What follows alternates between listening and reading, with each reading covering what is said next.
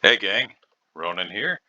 As you can see in this game, we've got Papa Pixelit in the Tier 6 Royal Navy Light Cruiser Leander. This is a clan battle. He's got Segaby and the Prince Idle Friedrich, Rieger and the Ismail, Larry and the Pensacola, Bly and a Perth, Alf and Squid both in the Hatsuharu. Now you may be thinking to yourself, that sounds like a very similar lineup. Well, it probably is. I received a few of the same match. Actually, I think a few of a couple different matches sent by different players, so different perspectives. I'm going to go in here right now and address the UI bug that was introduced with update 0.10.5, where these will not stay set for replays. So I have to go in and do this manually. There we go. I want you to have the information that this provides. Okay, so if you're not familiar with clan battles, or if you've kind of wondered what they are, you've seen things on the forums, or you've seen things on the website talking about clan battles. Clan battles can be very fun. Now, it's been my experience. I've been with this game for, well, 5.5 years, coming up on 6 years. I forget exactly, but a long time at this point. And there are people that are going to complain no matter what tier they decide to use for clan battles, because at pretty much every tier, there are going to be issues. Tier 6, you're going to have, and from what I understand, it's been happening a lot. Our hero is avoiding the torpedoes. Yeah, there's no way that's going to hit. And you can see how slow those torps are. But what's been happening a lot in clan battles, and what a lot of people have been complaining about, is, hey, there's no prohibition on having 2 CVs in the game. So a lot of clans, they're just taking the 2 best CVs at the tier, which is, I guess, Ryujo and, Lowenhard? The premium German CV at tier 6. I've got it myself. I tried it a few times. It was, it's just not for me. I just don't enjoy the CV play that much. But anyway, that ship has the ability to Citadel cruisers, especially the tier 6 cruisers, and then their Ryujo has HE and torpedoes that are pretty effective. So the combination of those 2 is just devastating. But in this game, we're not having to deal with a whole bunch of CVs, just the one.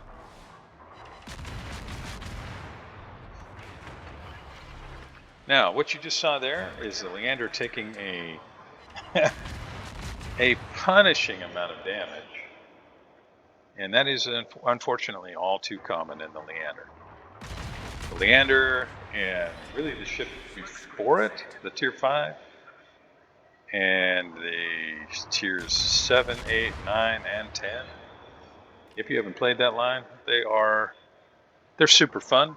I really enjoy playing them, but they are big citadels just waiting to happen with aluminum foil for armor.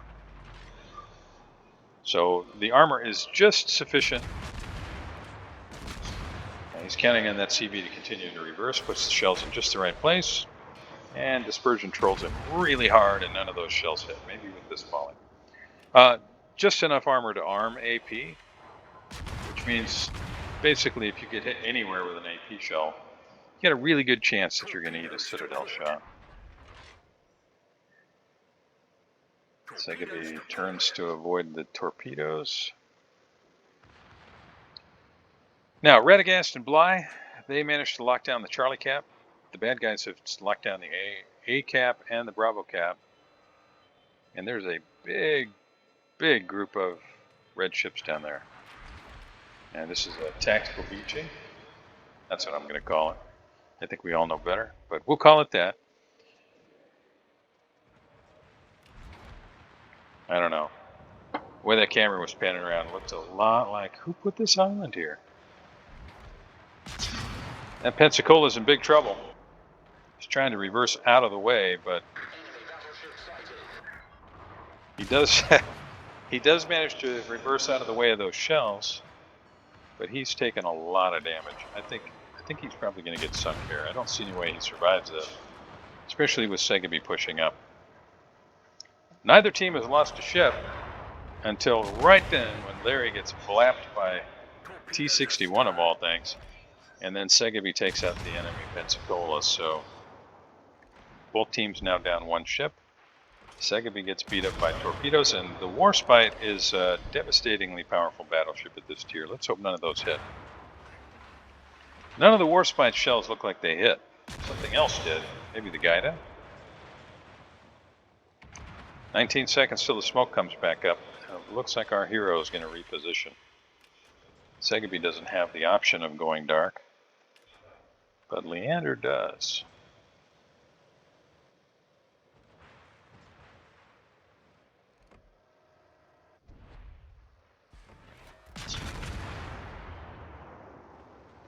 Couple of shots just on a wing and a prayer there.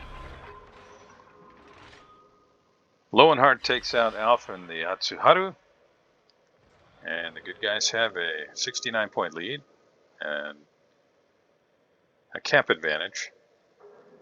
Both teams now down two ships, but on HP, I have to give it to the Reds right now. Segeby's pretty beat up, Reger's pretty beat up, and our hero is pretty beat up.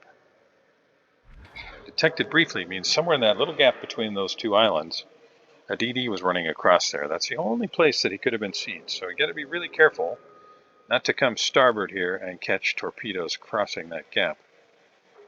And it looks like he's well aware of that, and he's just going to kind of move in slowly and turn the ship to port to avoid torpedoes. Hydro is running. The bad guys are probably well aware this ship has hydro. And he goes ahead and smokes up to try and help secure the cap. Now, hydro will give you a little bit of a heads up if an enemy ship is just charging right at you. But sitting broadside in the smoke does open the door to the possibility that one or both of those DDs might just run straight at you while you're blind. By the time you see them, they'll be really close. So let's hope that they ran southeast to try to cut off Reger and Bly.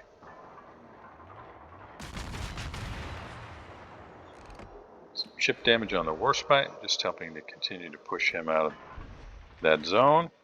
T-61's hydro goes up, which is a little bit more effective in terms of range than the hydro of the Leander. The Leander's advantage is that it lasts so long. But that's over now. Squid Pet is chasing the Warspite, and Hatsuharu does have a 10-kilometer range on the torpedoes, so that is a legitimate threat. He just has to stay close enough that torpedoes can actually catch up to the Warspite, who's running probably as fast as he can away from that threat. Well, the good guys did manage to get two caps, but the bad guys are in those caps. Well, that must be one of the new underwater quote-unquote features designed for submarine play that are catching ships all over various maps. T-61 gets off some shots. These guns don't rotate all that quick. May get some shots off on the nose, but nope. Just says to heck with it, I'm going to keep the guns aimed this way in case the Gaida has come this way. Wang Hei is right there. And these guns against that ship will be pretty devastating. Of course, you got to land them in the right spot. That was pretty much on the nose of the ship. That might be just under the turret there. And the barbette is hit, and that's a Citadel. Going to secure this cap. Turn the guns now to beat up on the T-61. Bad guys have the commanding lead, but the T-61 I think has gotten a little too close. And the Leander is going to just completely kick his butt. Again, if you land the shots. T-61's got the speed boost active. He's moving fast. Torpedoes incoming. Manages to dodge those. Well done. And this volley should finish off T-61. And does. Excellent job. Puts out the fire. Got a Gaida behind him trying to rain some HE on him. Is that HE? Hard to tell there. Oh, those are AP shells. Got to be careful. Gaida's guns aren't big, but that AP is still German and still hits pretty hard, especially against these Royal Navy light cruisers. Oof, nice shot. Warspite bringing in some blind fire. Ooh, wee, that was close. Good guys are still down 60 points right now. And Papa is working to try to pick up the Bravo cap. 11 seconds to go. Are there torpedoes on the way from Gaida?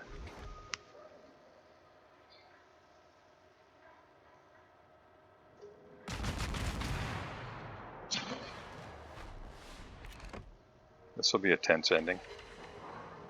If Warspite comes around that corner, he might eat. Well, no, that's the only torpedoes available right now. Gaida ran to that side. You could see his smoke there. Warspite's got his guns. Looks to be aimed toward Squid and the Hatsuharu. Gaida is just running straight that way.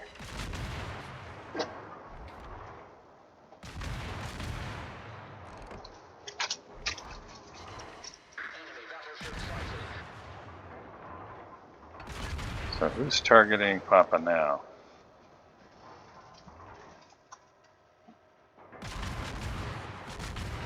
This is going to come down to the wire here, folks.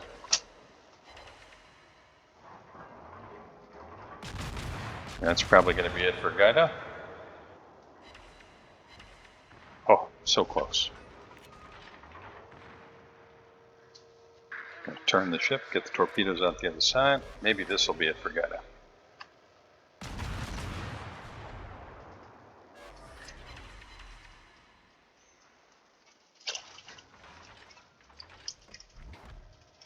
No way to get that shot off.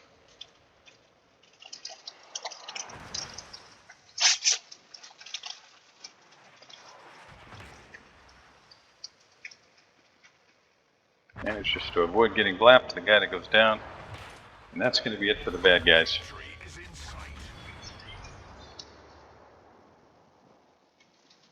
Well done, Papa. Good job, ICOPs. This one's going to end up in the W column. Fun game to watch. Those of you joining me, really appreciate it. Hope you enjoyed this. If you did, please like and subscribe. And I'll see you next time.